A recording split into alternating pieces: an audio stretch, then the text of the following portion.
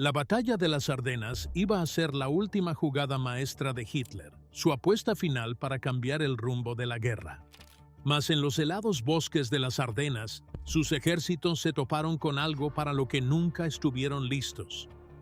No era un tanque nuevo, sino una espoleta secreta en un proyectil de artillería que multiplicó por 50 la letalidad de los cañones estadounidenses.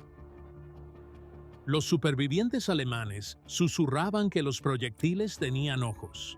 Ni pozos, trincheras o densos bosques ofrecían protección. La muerte caía del cielo. ¿Decidió la tecnología, no los soldados, el destino de la Segunda Guerra Mundial? Descubramos la historia de la espoleta que convirtió la última apuesta de Hitler en masacre. Y antes de empezar, suscríbanse para más historias cautivadoras de las batallas ocultas de la Segunda Guerra Mundial. A fines de 1944, Hitler estaba acorralado. Los aliados cruzaron Francia, empujando al ejército alemán a sus fronteras. Los suministros escaseaban, el combustible se agotaba y el frente oriental colapsaba ante el ejército rojo. Aún así, Hitler, en vez de ceder, se aferró a una última y audaz apuesta para destrozar a los aliados occidentales de un solo golpe. La llamó Wacht am Rhein, la guardia en el Rin. Su plan era atacar por las Ardenas, un área que los aliados consideraban un sector tranquilo, custodiado por unidades de reemplazo novatas y divisiones exhaustas que descansaban tras las campañas en Normandía y Hürtgen. Hitler pretendía usar esa suposición en su contra. La apuesta era inmensa. Más de 200.000 soldados alemanes fueron reunidos en total secreto, acompañados por 1.000 tanques, incluyendo Tigres y Panthers, y casi 2.000 piezas de artillería. El objetivo no era solo ganar una batalla, sino abrir una brecha en el frente aliado, tomar Amberes y aislar a las fuerzas británicas y estadounidenses. Si el golpe resultaba, Hitler creía poder forzar a los aliados a negociar la paz, liberando a sus ejércitos contra los soviéticos. El secreto de la operación fue extraordinario. Las unidades alemanas se movían solo de noche. Las radios permanecieron en silencio. Muchos comandantes no supieron del plan hasta la víspera de la batalla. Para diciembre, la niebla y nieve de las Ardenas ocultaban sus preparativos, camuflando tanques y artillería bajo el denso dosel. La inteligencia estadounidense estaba ciega. Movimientos alemanes fueron tomados como redespliegues de rutina. El 16 de diciembre de 1944, a las 5:30 am, el trueno rompió el silencio de las Ardenas. En un frente de 137 kilómetros, los alemanes iniciaron el mayor bombardeo desde 1940. 1.600 disparos por minuto impactaron posiciones americanas. Para muchos defensores, las comunicaciones colapsaron. Regimientos enteros fueron atrapados por la tormenta. La última apuesta de Hitler comenzó. Para los soldados en la nieve, la supervivencia era incierta. El primer día de la ofensiva fue un caos. Unidades de reemplazo novatas, apenas entrenadas, sufrieron un bombardeo inimaginable. Pozos de tirador y búnkeres se desintegraron por los proyectiles alemanes. En algunos sectores, hombres que nunca habían disparado sus rifles fueron arrollados por Panzergrenadiers veteranos que avanzaban por la nieve. Compañías enteras desaparecieron sin disparar un tiro. La Blitzkrieg exigía que las columnas blindadas llegaran al río Mosa en días antes de que los aliados reaccionaran, pero ya surgían fricciones. La defensa de EU, aunque destrozada, no se dio por completo.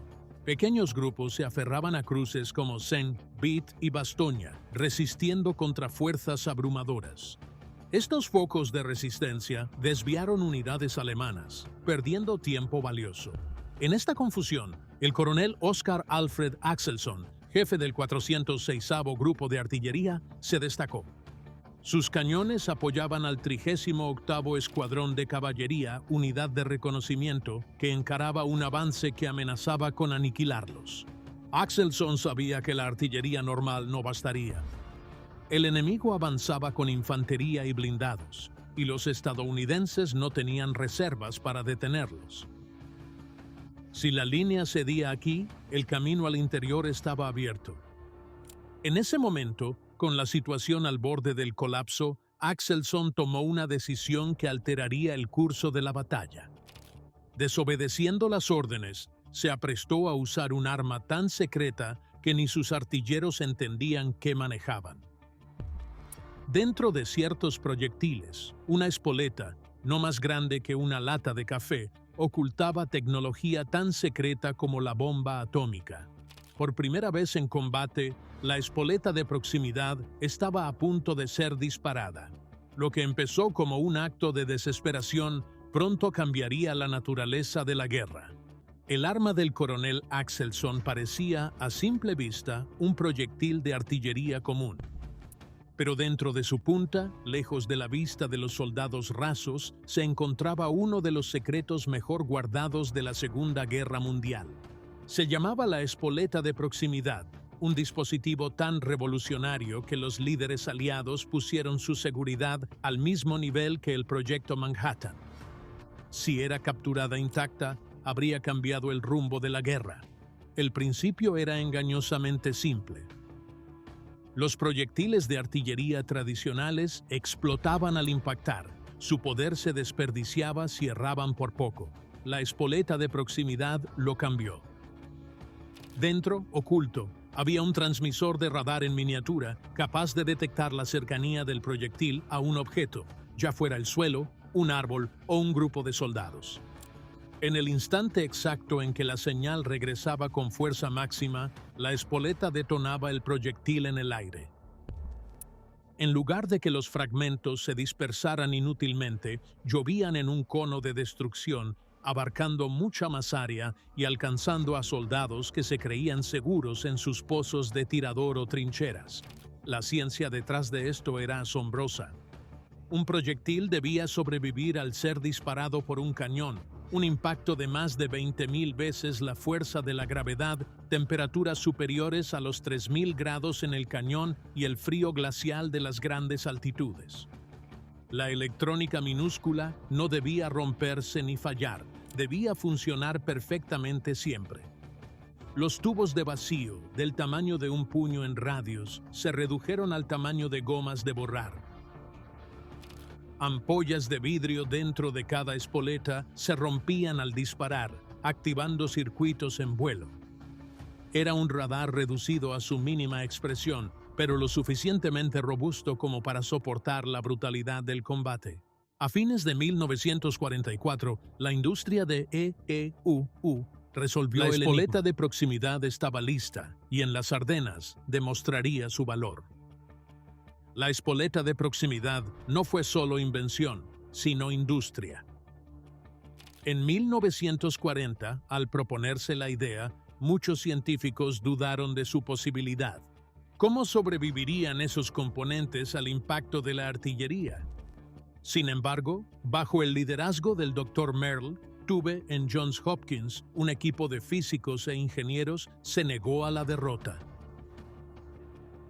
Trabajando en secreto en un edificio que simulaba ser un concesionario de coches usados, redujeron tubos de radio, rediseñaron circuitos e inventaron carcasas a prueba de golpes. Lo que era fantasía se hizo realidad, pero el invento fue solo la mitad de la batalla.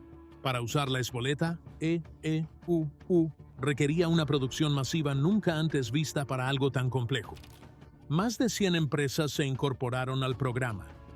RCA, General Electric, Sylvania y Crosley Corporation cambiaron sus fábricas de radios y refrigeradores a componentes de espoletas.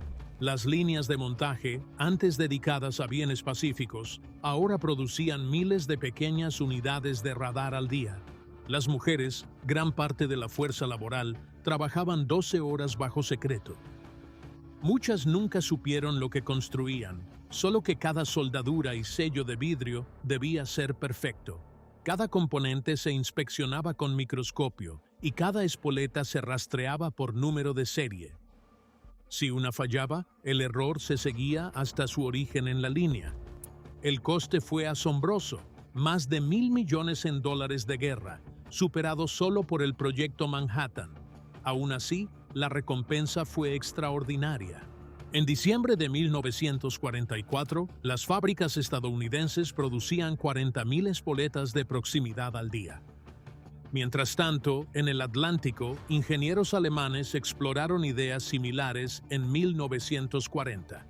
Tenían prototipos funcionales, pero Hitler, obsesionado con victorias cortas, desestimó los proyectos por poco prácticos. Muy frágil, complejo y lento, le dijeron. Así, en el invierno de 1944, los alemanes marcharon a las Ardenas, sin saber que EEUU había descifrado la guerra electrónica. Y cuando el coronel AXELSON dio su orden, aprenderían el terrible precio de ese descuido. La mañana del 17 de diciembre, con la ofensiva alemana penetrando las Ardenas, el coronel Oskar Alfred Axelson estaba al borde del desastre. Su grupo de artillería 406 apoyó al 38º Escuadrón de Caballería, una fuerza de reconocimiento que enfrentaba oleadas de Volksgrenadiers y puntas de lanza blindadas hacia Monschau. La línea estaba a punto de ceder. Axelson sabía que si la caballería caía, la retaguardia de EEUU quedaría desprotegida. Los alemanes podrían avanzar con fuerza imparable y las órdenes del alto mando eran claras. Las espoletas de proximidad eran tan secretas que solo se usaban en cañones antiaéreos, por el mínimo riesgo de captura.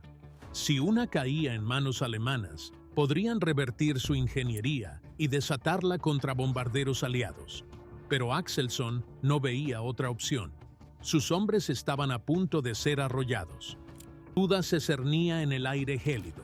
Sabían que su acción violaba órdenes directas, pero una sola mirada al enemigo que se aproximaba bastó. Con sombría determinación, cargaron los proyectiles experimentales, jalaron las cuerdas y se prepararon para lo desconocido. Las primeras salvas rugieron en los cielos sobre las Ardenas. Los soldados alemanes, veteranos curtidos de Stalingrado y Kursk, esperaban los familiares impactos lejanos. Pero los proyectiles detonaron sobre sus cabezas. Ráfagas de fuego y acero explotaron entre 10 y 15 metros sobre sus cabezas, esparciendo fragmentos letales. Pozos que antes daban seguridad, ahora eran ataúdes. Las trincheras no ofrecían protección, ya que la metralla rasgaba ramas, tierra y carne. Los supervivientes lo describieron como si el propio cielo se hubiera vuelto en su contra. Ya conocían la artillería. Era predecible. Impacto, pausa y a moverse. Pero esto era diferente. Los proyectiles parecían flotar, sabiendo cuándo detonar. Escuadrones enteros desaparecieron en segundos. Gritos resonaron en el bosque helado. El pánico cundió entre unidades entrenadas para creerse inquebrantables. Para los de Axelson, los resultados fueron inmediatos. El asalto alemán se ralentizó y detuvo. En lugar de arrollar a la caballería, los atacantes vacilaron bajo la tormenta de fuego invisible. Los informes subieron por la cadena de mando de EEUU. Un nuevo proyectil cambió el rumbo. Entre los alemanes, los rumores se extendieron rápido. Algunos juraban que era gas, otros susurraban sobre brujería, pero la verdad era más aterradora. La ciencia de EEUU entró al campo, reescribiendo las reglas de supervivencia. La desobediencia de Axelson pudo costarle un consejo de guerra, pero cambió la historia. Su decisión demostró que la espoleta de proximidad no era solo una ventaja teórica. Era un arma que podía detener en seco la última apuesta de Hitler. Y al difundirse, otros comandantes de artillería se prepararon para seguirlo. Las Ardenas iban a ser el banco de pruebas de la innovación más letal de la guerra. Aunque la apuesta de Axelson asombró a la infantería alemana cerca de Monschau, la espoleta de proximidad mostró su poder en Bastoña. Allí, la 101 División Aerotransportada, exhausta, sin suministros y rodeada, se aferró a los cruces vitales del plan de Hitler. Asaltos de sondeo y la amenaza constante de ser aniquilados. El 22 de diciembre llegaron enviados alemanes con un ultimátum: la rendición o la destrucción. El general Anthony McAuliffe respondió con una famosa palabra: tonterías. Pero el desafío solo no detendría el avance. Los de la 101 necesitaban un arma que igualara las probabilidades. La salvación vino de los cañones del Batallón 463 de Artillería Paracaidista y el 969 de Artillería de Campaña. Este último, formado por artilleros afroamericanos, cuya contribución a la defensa de Bastogne es de las más ignoradas de la guerra.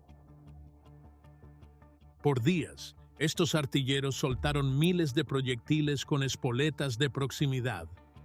Cada proyectil estalló sobre los alemanes, barriendo sus formaciones antes de que acortaran distancias mortales. Proyectiles estallaban sobre ellos y ramas se hacían metralla letal. Los supervivientes hablaban de compañeros cayendo a su alrededor destrozados por fragmentos invisibles. Un informe registró 7.000 proyectiles de proximidad disparados durante el asedio. Los resultados fueron incalculables. Ataques alemanes que hubieran penetrado con artillería fueron destrozados antes de las líneas americanas.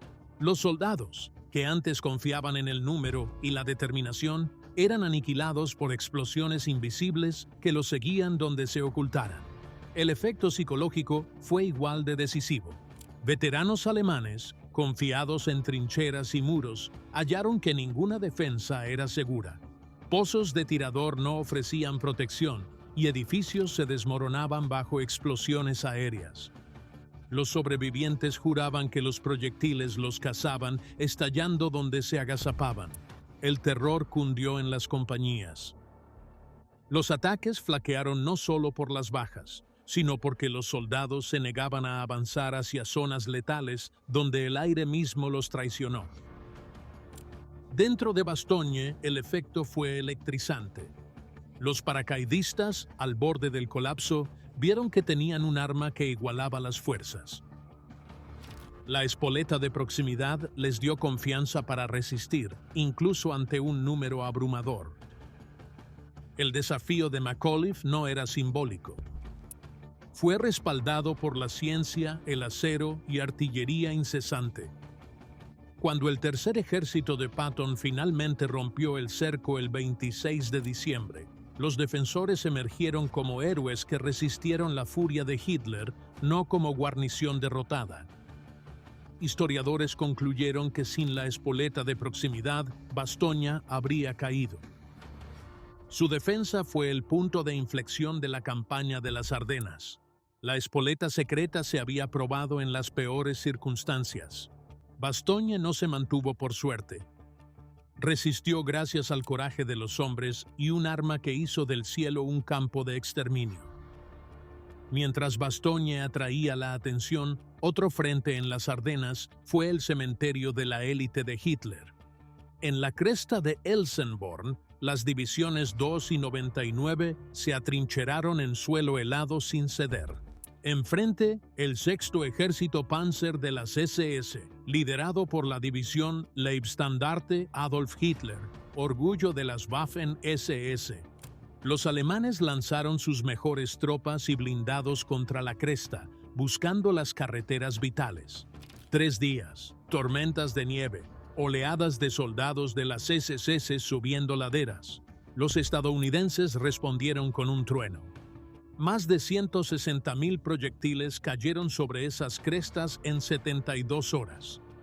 Solo un cuarto llevaba espoletas de proximidad, pero causaron más de la mitad de las bajas alemanas. Cada proyectil explotaba a 9 a 12 metros del suelo, diezmando compañías enteras en instantes. Los supervivientes recordaban tropezar con montones de sus propios camaradas muertos, antes de ser aniquilados por la siguiente salva. Los veteranos de las SS adoctrinados para creerse invencibles, descubrieron que el valor era inútil cuando el aire los traicionó. Los pozos de tirador se volvieron trampas mortales. Los árboles, antes refugio, se volvieron armas letales por las explosiones aéreas. Compañías enteras desaparecieron en segundos. Sus ataques colapsaron bajo fuego invisible. Los comandantes estadounidenses convirtieron Elsenborn en un muro inamovible. El ímpetu alemán murió en sus laderas. La élite SS rota por artillería que parecía ver a través del follaje. A finales de diciembre, la cresta seguía firme. Lo mejor de Hitler fue detenido, no por tanques o número, sino por la letal precisión de las espoletas de proximidad. El poder de la espoleta de proximidad no se limitó al bosque. La noche de Navidad, tropas alemanas cruzaron el río Sauer bajo la niebla.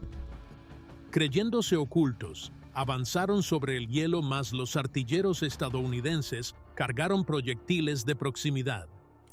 Las primeras ráfagas detonaron en el aire, lloviendo acero sobre la superficie helada. Al amanecer, se contaron 702 cuerpos alemanes en la nieve, un batallón entero borrado en minutos. El cruce del río Sauer fue una prueba escalofriante de la eficacia de la espoleta. En el aire, su efecto fue igual de devastador. El 1 de enero de 1945, la Luftwaffe lanzó la Operación Bodenplatte, un último ataque con 900 cazas contra aeródromos aliados. La sorpresa fue total y docenas de aviones aliados fueron destruidos en tierra. Pero, al volver los pilotos alemanes, los artilleros antiaéreos estaban listos. Sus proyectiles ya no buscaban a ciegas. Las espoletas de proximidad aseguraban ráfagas precisas, detonando en el aire con asombrosa exactitud. De 277 aviones alemanes perdidos, 172 cayeron por fuego antiaéreo. Fue la última gran operación de la Luftwaffe y terminó en la ruina. Al llegar el nuevo año, el veredicto era claro. Desde ríos y crestas hasta los cielos de Europa, la espoleta de proximidad transformó cada campo que tocó. Patton declaró: "Esas espoletas nos hicieron ganar la batalla de las Ardenas". Para soldados y pilotos alemanes fue aterrador, prueba de que la guerra entró en una era donde la tecnología, no el coraje, decidía la supervivencia. Al cesar el trueno de cañones en enero de 1945, las Ardenas quedaron mudas bajo la nieve. La gran apuesta de Hitler, Wacht am Rhein, había fracasado.